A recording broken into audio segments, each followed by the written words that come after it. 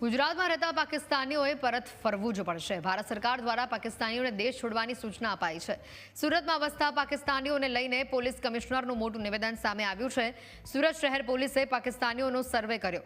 કેન્દ્ર સરકારની ગાઈડલાઈન અનુસાર આ સર્વે હાથ ધરવામાં આવ્યો હતો। અલગ અલગ કેટેગરી વાઇઝ પાકિસ્તાનીઓને શોધવા માટેની કામગીરી કરવામાં આવશે।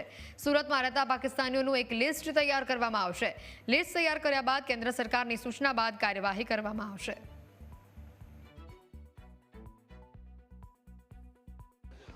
जो भी गवर्नमेंट ऑफ इंडिया और गवर्नमेंट ऑफ गुजरात जो भी गाइडलाइन्स है आ प्रमाणे जो कामगीरी करवामां आवी रही है અને એની વિગતો આપને હું પછી બતાવી છે।